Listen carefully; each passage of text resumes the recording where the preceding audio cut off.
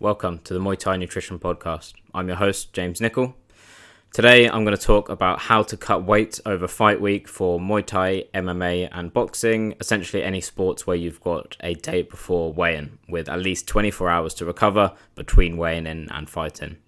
I'm super excited to record this episode today. I honestly do believe it's going to help so many people. I think it's going to be really useful and insightful to break out the strategies and exactly what to do over fight week in order to make weight in the safest and most effective way.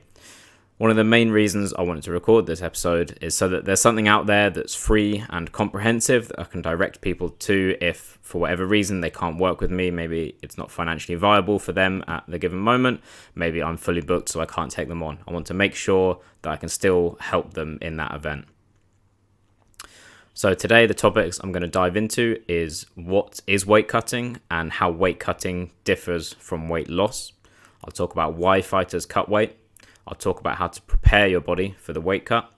I'll talk about how much weight you should cut. I'll dive into fight week strategies that you will implement in order to cut the weight, and I'll talk about exactly what the methods are and exactly how to execute them. I'll cover the sub-phases I use with my clients across fight week. And I'll talk about the importance of testing, refining, and seeking professional help.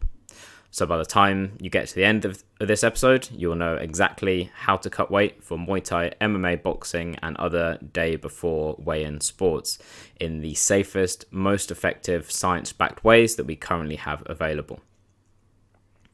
So first, let's talk about what is weight cutting and how this differs to weight loss. So this is where you split it into two types. So you've got acute weight loss, which is done over days, and this is the short-term weight loss that you would lose over the course of fight week. And then you've got chronic weight loss. So this doesn't happen really over a matter of days. It's more an accumulation over weeks and months. So for this chronic weight loss over weeks and months, this is where you manipulate muscle tissue and fat tissue. So typically either maintaining or increasing muscle and often reducing fat mass. So that is what chronic weight loss is, or chronic weight manipulation. Acute weight loss comes from three components, generally speaking. So this is the short-term weight loss that you do over fight week. So these three components are total body water, glycogen stores, and glycogen is just how carbohydrates are stored in your muscles and in your liver. And finally, gut content. So water, glycogen, and gut contents. The weight that you lose over fight week, this acute weight loss, is going to be temporary. It will be lost quickly and it will be gained back quickly. It is not fat loss. That falls into the chronic category. So let's talk about why people cut weight. Well, initially, weight classes were created in order to promote fair matchups between people of a similar size. So back in the day, the primary rationale for cutting weight was theoretically to compete against a lighter opponent. If you temporarily manipulate your weight to fight a matter of kilos below your walk-around weight, in theory, you would fight an opponent who walks around at that weight. So they would be less strong than you and they would have less reach than you. But the thing nowadays is if everyone cuts weight, then the reason for cutting weight doesn't become to get an advantage, it becomes to avoid being at a disadvantage. So from fighters that I've spoken to, most of them will say they cut weight to avoid being at a size disadvantage. Whether or not weight cutting actually offers a performance benefit or if it increases your winning percentage is a topic for another day, but that is still largely unclear. I want to talk about a few caveats before the cut, a few ways to make sure you're preparing your body for the cut so you're set up optimally for an effective weight cut. And this is really key in ensuring the effectiveness of the weight cut. So one thing to keep in mind is that you can't drain an empty tank. So if any of you have listened to the body composition episode, I talk about the analogy of the body as a series of buckets. So you've got one bucket for fat mass, one for muscle, one for your total body water, etc., etc. So if your buckets are already empty, then you can't deplete them anymore. Basically, you won't be able to reduce your weight by much, if anything, in fight week if you're already highly depleted going into fight week. So bringing that to life, if you've been on a low carb diet your glycogen stores will already be low, so you won't lose much weight from utilizing a low carb diet. If you've not been consuming much fiber, then your gut contents is already going to be pretty low. So by going on a low fiber diet, you're not really going to lose any weight. And if you're already dehydrated in the days leading up to the weigh-in, you're really going to struggle to lose any of that water weight. So all of the advice I'm going to give you in this episode is assuming that all of those boxes are ticked. You've had a moderate to high carbohydrate intake, you have been consuming plenty of fiber over the weeks leading up to it, and you're not dehydrated going into fight week. So how much weight should I cut? This is one of the most common questions I get, and it's really key to remember that individual differences play a huge role. And also, I don't want this episode to go on for hours, so I'll dive into this topic if people are interested in it in a separate episode. But for the sake of the here and now, for a quick answer, for a day before weigh-in with at least 24 hours to recover, I recommend no more than 6 to 8% of your body weight. Remember, no more. It doesn't have to be that amount. Less is fine. So the way to calculate 6 to 8% above your weight class would be take your fight weight, your weigh-in, your weight class, divide that by 100, and then times that number by 106. That weight is 6% above your weight class. Then do it again. So take your fight weight, divide it by 100, and then times it by 108. And that is 8% above your weight class. So if 7 days out from the weigh-in, you are between those two numbers, then you're probably okay, assuming that all those boxes I mentioned before regarding high carbohydrate, high fiber diet, and not being dehydrated, assuming all those boxes are ticked, you're probably fine. Just to reiterate, that less than 6 to 8% is fine. It may be even better. I have plenty of clients who cut even less than that, and they feel that is where they perform best. Comes back to individual preferences. Regarding where to sit in this 6 to 8% range, I recommend you sit at the lower end if you are female. If you're an amateur fighter, if you're perhaps inexperienced or haven't cut weight before, definitely go for the lower end. Or if you simply want to cut less water weight, you want to spend less time in the bath, in the sauna, in the sweatsuit, whatever it is. So let's move on to methods to cut weight. So I spoke about at the beginning, the way you will make weight is through manipulating those three stores: glycogen, total body water, and gut contents. So the most common ways that we're going to manipulate those three variables are using the following methods. 1 is a low fiber diet. 2 is water restriction, and that can be with or without water loading prior to that restriction. Number 3 is a low sodium diet. 4 is a low fiber diet. Number 5 is consuming low weight foods. And number 6 is acute dehydration via sweating. So commonly when people think of weight cutting, they only think of that final stage, sitting in the bath, sitting in the sauna, whatever it is, and doing that sweating. In reality, there are a variety of other methods we use to minimize the amount that you have to lose via acute dehydration. So you've got an overview of the methods there. Now I'm going to dive into exactly what they are and how to implement them. So firstly, we've got the low carb diet. So following this will reduce your glycogen stores and total body water. Because for each 1 gram of glycogen you store, you also hold on to about 3 grams of water as well. So reducing your glycogen stores isn't only going to reduce the weight of the glycogen in your muscles, it will do that, but it will also reduce the associated water weight attached to that. So this strategy of low carb diet will not only reduce the glycogen, but also your total body water. So manipulate 2 of the 3 variables that we are manipulating. The way to do this is simply to reduce high carbohydrate foods or cut them out over the course of fight week. So that could be things like pasta, oats, rice, bread, potatoes. You guys know what foods contain carbs, or most of you do, I imagine. So reduce or eliminate them over the course of fight week. The exact numbers regarding the magnitude to which you reduce or eliminate these is individual dependent, but aiming for under 50 grams of carbs per day is a good starting point. Do this for 3 to 7 days prior to the weigh-in, depending on how much weight you have to lose. The next strategy is water loading and restriction. So this will be manipulating the body water component. Water loading prior to restricting can be beneficial. I generally allow this based on personal preference. So some fighters like water loading, some fighters hate it. So I'll factor that in when putting together their fight week plan. Really, we're not 100% sure of the underlying mechanisms why this works, but we do practically know it has an effect. Basically, you drink a large volume of water for a set number of days, and then you will cut it off or restrict it, and that results in you weighing less, and I'll dig into that in a moment. But let's talk about practically how to water load. So for the loading stage, you want to take your weight in kilograms and times that by 100. So your weight in kilograms times 100, that is your daily fluid target in milliliters. Now you want to make sure you spread this evenly throughout the day. Let's say you have 7 liters or whatever as your daily target. Don't drink this all at 8 p.m. before bed. It will not go well. Spread it evenly throughout the day. Get started early. So if you're 65 kilograms, then 65 times 100 equals 6,500 milliliters per day, or 6.5 liters. So that would be your water loading target, and you would water load for 3 to 4 days prior to restriction.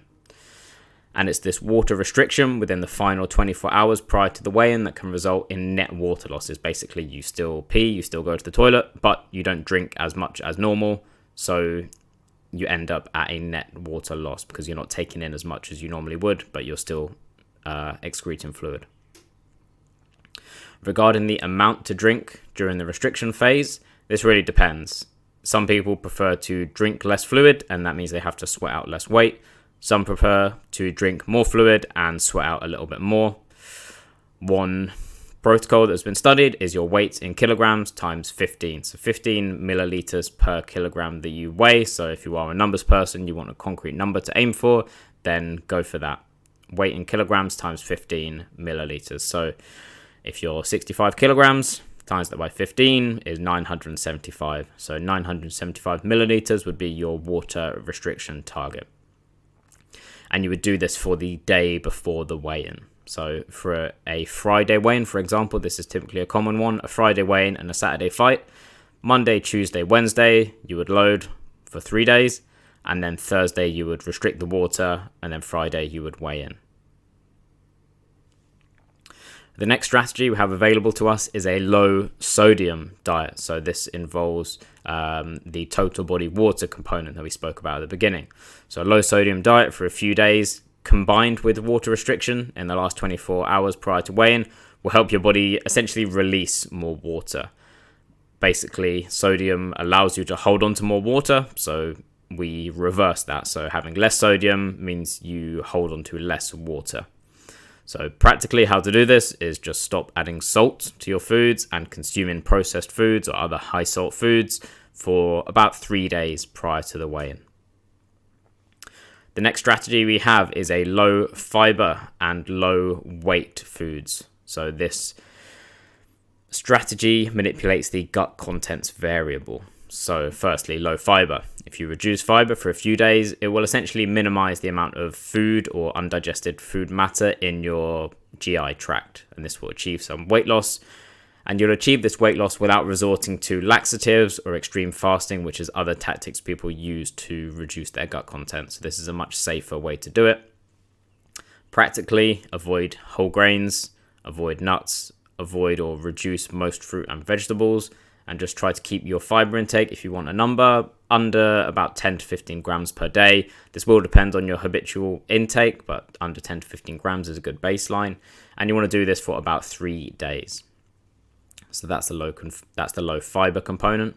For the low food weight component, in the final 24 hours prior to the weigh-in, so the low fiber diet is for 3 days before. The low weight foods is only prioritized in the final 24 hours, so the 1 day before the weigh-in. Essentially, this will help to further minimize your gut contents by having low weight foods. And finally, we've got acute dehydration, so basically sweating. Now this manipulates the body water component, so you can sweat via a few methods. It could be through exercise in a sweatsuit, it could be through a hot bath, it could be a sauna. Those are the most popular methods to achieve any final weight loss required, and that should only be done within the last 24 hours before the weigh-in. You should not be doing any acute dehydration further out than 24 hours before the weigh-in. And this should be kept to under 5% of your body weight as an absolute maximum. Less is definitely better than that. So the less water you have to sweat out, the better.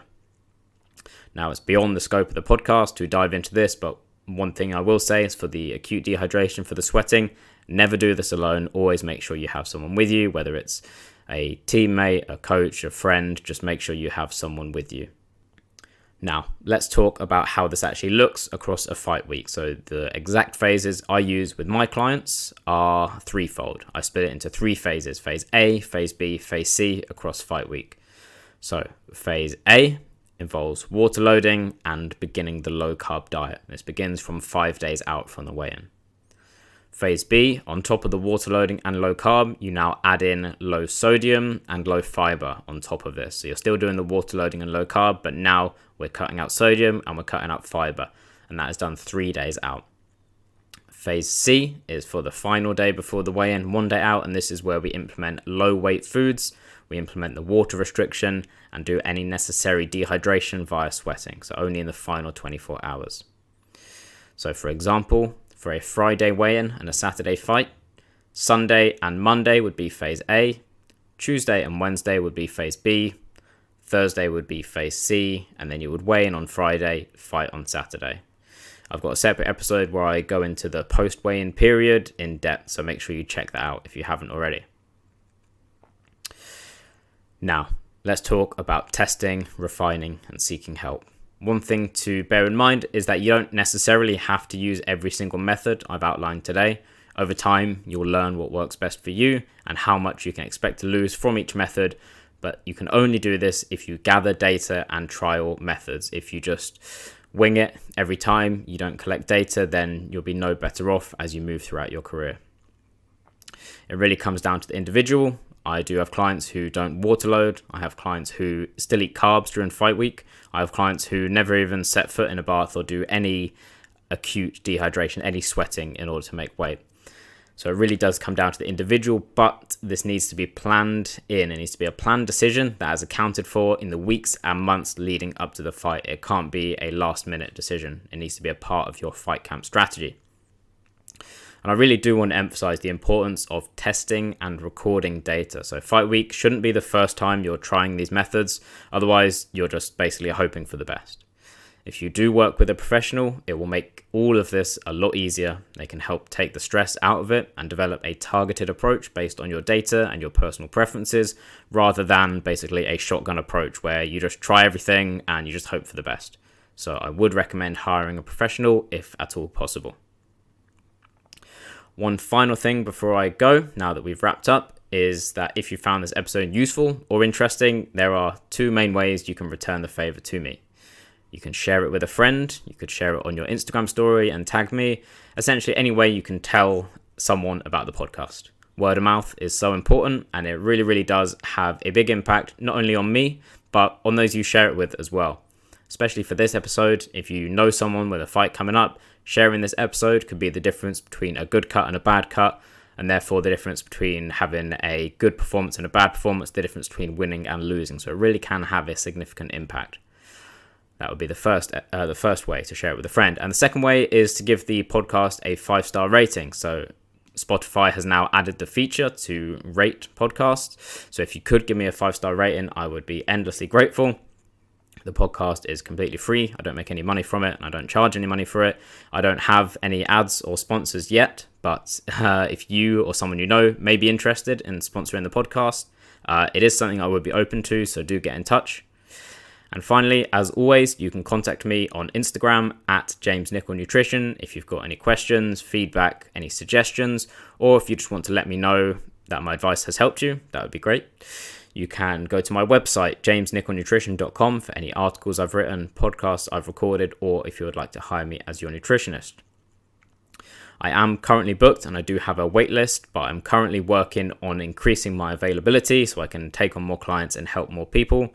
If you are on the wait list, you will have first access when I do have space. So if you're interested, you can apply via the form on my website and you'll be first in line.